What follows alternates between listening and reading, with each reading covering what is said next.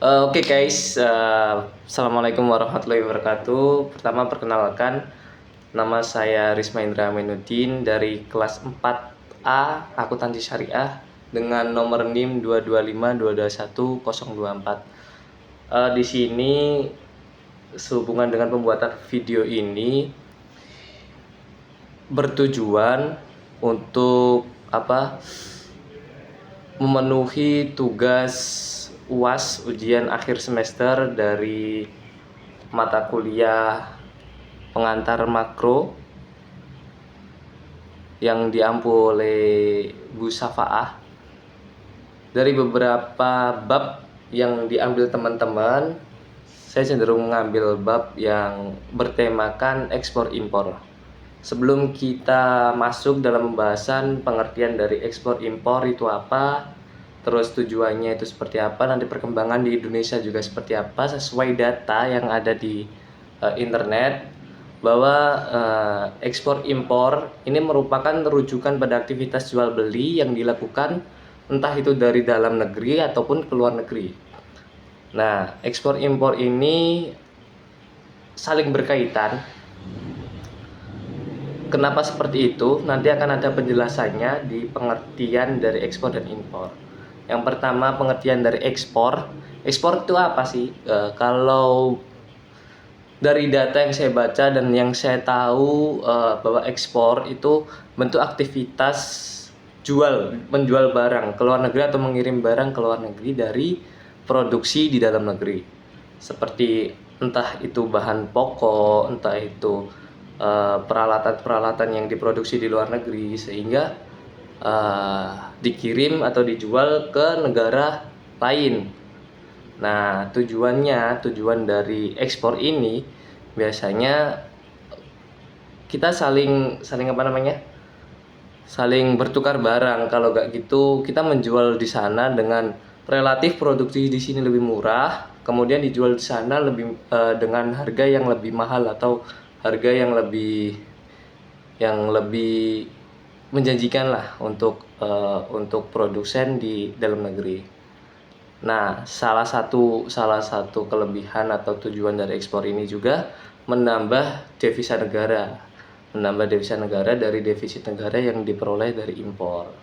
Kemudian untuk impor merupakan aktivitas yang dilakukan memasukkan barang dari luar negeri ke dalam negeri. Nah, biasanya itu barang yang dimasukkan dari luar negeri ke dalam negeri itu biasanya tidak diproduksi di dalam negeri. Nah, kenapa seperti itu? Itu bertujuan untuk memenuhi barang yang tidak ada di dalam negeri atau yang tidak bisa diproduksi di dalam negeri. Gitu. Terus kemudian impor itu menambah defisit negara juga. Oke. Kemudian dari kelebihan dari ekspor ini kan cenderung kita mengirim barang ke luar negeri dengan apa yang dibutuhkan di luar negeri. Memang sebelumnya di saat kita mengirim barang ke luar negeri itu kita kelebihan produksi di sini atau di sini memang sangat mudah untuk diproduksi. Tentunya itu menjadi poin positif untuk kita yang ada di dalam negeri, terutama salah satunya penciptaan lapangan pekerjaan yang melimpah. Kenapa demikian? Soalnya dari permintaan yang lebih banyak di luar negeri dan yang dikirimkan di luar negeri dengan harga yang mahal dan keuntungan yang besar, sehingga produksi di sini yang cenderung lebih mudah itu lebih besar volume produksinya yang akan nantinya diproduksi. Jadi otomatis kita membutuhkan tenaga kerja yang lebih banyak. Itu menjadi poin positif dari kegiatan ekspor tentunya. Selanjutnya dari perkembangan ekspor impor yang ada di Indonesia per Januari 2024. Ini saya kutip dari Badan Pusat Statistika, dari webnya, bahwa datanya mengatakan nilai ekspor di Indonesia pada per Januari 2004 itu mencapai 20,52 miliar US dollar atau turun 8 8,34% dibanding ekspor Desember di tahun 2023. Dibanding Januari 2022 nilai ekspor turun secara besar atau secara signifikan lah. Nilai ekspor ini turun dalam angka 8,6%. Nah, dari penurunan itu terdiri dari 10 komoditas dengan nilai ekspor non migas. Kemudian komoditas dengan penurunan terbesar dibanding Desember itu adalah bahan bakar mineral itu, sedangkan peningkatan terbesar itu terjadi pada lemak dan minyak hewani atau nabati.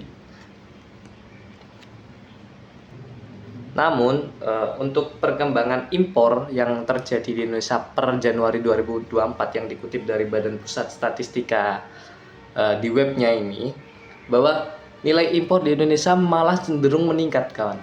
Jadi dibandingkan dengan ekspor yang terjadi di Indonesia atau ekspor yang terjadi antara Indonesia mengirim barang ke luar negeri, bahwa malah nilai impor yang dari luar negeri ke dalam ini cenderung meningkat pada Januari 2024. Nah, per Januari 2024 ini bisa mencapai 18,51 miliar US dollar.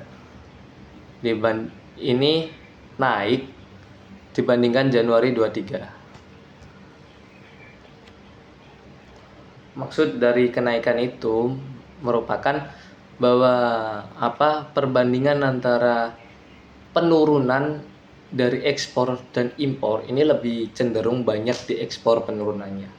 Untuk penurunan di impor, kenapa kok bisa dikatakan naik? Bahwa penurunan di impor itu cuma 3,16% dibandingkan di Desember 2023, atau naik 0,36% dibandingkan Januari. Jadi di Januari tahun ini itu ada kenaikan di di impor, dan cenderung kenaikannya itu dipengaruhi oleh impor non migas. Nah, impor non migas itu bisa naik sampai 0,48% dibandingkan Desember, atau naik 1,76% dibandingkan Januari 2024. Seperti itu. Baik, mungkin itu sedikit penjelasan dari saya mengenai materi ekspor dan impor dan perkembangan ekspor impor yang ada di Indonesia. Mungkin saya kutip dari data, kalau ada kesalahan dalam pembacaan data atau kesalahan dalam pengertian impor dan ekspor, bisa teman-teman tanyakan di kolom komentar, atau nanti bisa ketemu atau diskusi yang lebih lanjut. Selebihnya saya mohon maaf jika ada kesalahan kata dan kesalahan materi yang saya bawakan serta data-datanya.